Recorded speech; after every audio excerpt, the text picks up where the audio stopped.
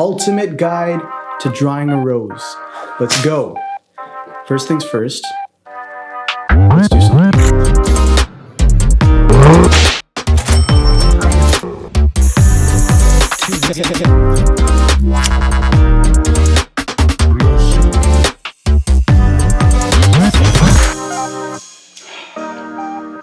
It's a beautiful thing. Which brings me to my first point, using a reference. No matter what it is you're trying to draw, using a reference will always be super helpful. You can study it, you can see why it behaves the way it does and what it is beyond just the lines that you see, what is underneath those lines and why they're there. That'll help you a lot with understanding where to put your lines in the first place. So a rose is a flower, and flowers bloom and therefore have many stages within that blooming process. So we got to determine which part of that process we want to draw. I tend to like it around this stage. Let's use this as a reference. Okay, so when drawing a rose, what I think is the best thing to do is to start in the center and build out. That seems to make sense for drawing something so complicated. I feel as though it's best to just rough everything in before committing to any solid lines. So I'm going to draw this little oval shape first, and in reality I would make it very faint, like barely visible, but I'm just doing it dark here so you can see what I'm doing. So a little kind of eggish kind of blossom shape. After that, two triangular kind of outward shapes, and that's going to indicate the openness of the flower. That's where it's all going to start. So this is the center of your flower. You could even do a little oval here, a little swirl in the middle of that, and you could already kind of tell that that's becoming a flower here. And we just keep adding these little layers because the petals are in layers, so think of it that way. And of course the reference is there, and there's so many of these little lines, but you don't really have to do every single petal that you see. Just kind of see if you can get a feel of what's happening. There's petals layered on top of each other, one after another. So you could already kind of stop there and it already looks sort of like a little stylized flower of some sort. But let's keep going. We're going to keep building out. So let's see here. There's another petal. It can get bigger as you go out. Each layer has about 4 or 5 petals, and they all kind of intertwine and interact with one another, which is why it's great to just look at these references, at least at first, because the more you do this, the more it'll become easier to just do this by memory. So like I said, this is all very rough. I'm keeping it rough because it's a bit too intricate and intimidating to just try and get it right immediately. So I would just keep roughing it in. Make sure the overall shape is kind of something that is pleasing to you. You can change it up as much as you want. Like that little petal hanging down at the bottom there of the actual picture. I don't want mine to hang down that much, so I'm going to keep mine kind of in a bit. Okay, done. Okay, no, that doesn't really look like anything yet. But like I said, this should be very rough and very light. So in actuality, on your paper, if you're just sketching this out traditionally, not on an iPad, it should look something like this. Like, you can barely see it. But then you're gonna wanna go back over it with your pencil or a pen or something. And this time we'll pay a bit more attention to what we're doing. So we're gonna keep looking at this reference, but I would start in the middle and just use those lines that you created already. Try to be a bit more loose with them, a bit more flowy and earthy. Whenever you're drawing something organic, you want to be pretty loose with your hand. Just remember, all these lines are just petals that are folding over one another. So some things, like that little shape I just made, that's actually just a the top of a petal that's folded. And then under this little shape will be the shadow underneath. So you could really take your time with this and try to get the line drawing to look exactly like the rose. Or, from what I've experienced, it's gonna look really good once you start rendering this thing and really adding the values and the shadows and highlights. That's when it starts looking impressive. Because as of now, it kind of just looks like it's nothing too exciting yet.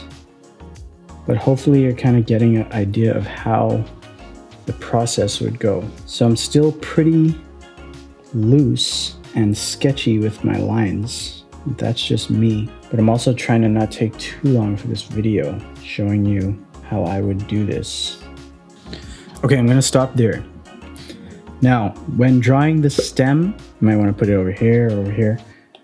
It makes the most sense, and it doesn't look right unless you have it right underneath where this center point is. So you can see you started your little oval right there. The bottom of it would be about here, which means your stem would be about there. That's where it's going to look right when you have it laid out with the rest of your flower. Also, there are these little, see if you can see, these little leaves that come out of the stem around the flower as well. That's a pretty telltale sign of a rose. And as they bloom, they kind of come out a bit. And okay, this is all right. Let's see if we could take it to the next level with adding some shadows and highlights. So what I'm gonna do next is add a color to the whole thing. Might as well make it red. And now, don't be afraid of using very dark shadows within this flower, because think about it. When light's hitting something, it's not bending in and getting in all those little crevices and cracks that are in this flower. So, like, look at this. Light's not getting into the bottom of that. It's basically black in those little creases and crevices. But then it's also quite thin material, so light's even passing through it, and you're seeing pretty big contrast of light and dark. And that's what makes these things look pretty good. So I'm gonna try and start with some lighter shadows, as in darker than what I have here, but not super dark. And then I'm just gonna keep getting darker and darker until it's like black almost. So think of the lines you made. They're all showing kind of a new layer. So at the bottom of each line, that's kind of where the shadow would be, right? Because if the light's coming down from this way, it's not going to hit all those spots that are kind of tucked down underneath. Then I'm going to get a darker shade, and I'm going to go over again and bring those shadows even deeper down. And darker again.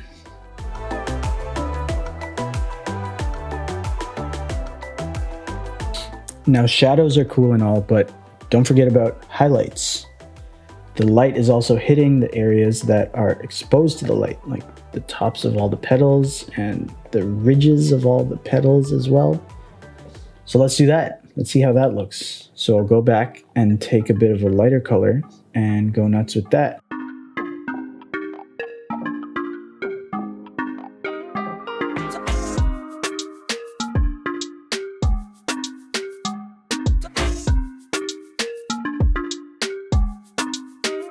Okay, there's an example of a rose. I mean, it's not the best. Maybe as a demonstration, I can show you what it looks like when you push this and take it to a polished, rendered look. But the gist of this video is how to draw a rose, you know, as a doodle or as a sketch or as something that you just wanted to be able to do offhand if necessary. So that's how I would go about it. Start in the middle with that oval, the triangles, build the triangles around into a layered flower. And all right, let's see if I can take this thing to a decent level.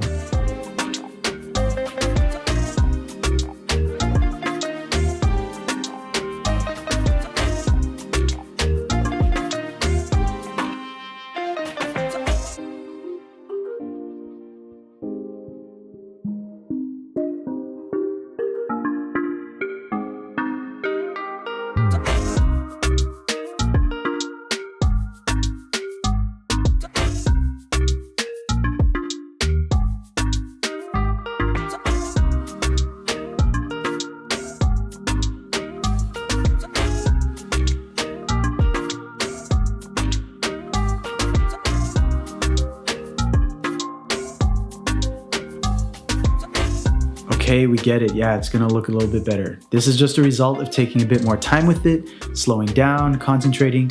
You guys can all do this too. But don't be discouraged if it doesn't look how you want it to right away. I mean, I did a lot of practicing for this video and it's not easy, I understand. Like look at this. What is that? Bray. Accept this, Rose. I can't say yes to that, I'm sorry. Okay. Is there anyone else who would like Luke's rose tonight? Anyone? And a rose is such a beautiful thing. Like you want to draw it, but it's difficult to draw. So you have that love-hate relationship sometimes and you just want to be like, you're so stupid, Rose. But you guys can do it. I believe in you all. Keep going. You got this. And that's how you draw a rose. I guess that's how I would do it. Hopefully that helped. And why draw a rose anyway? Why draw anything? This video is all about that. Feel free to go check it out. But otherwise, have a great day. Keep drawing roses and see you next time.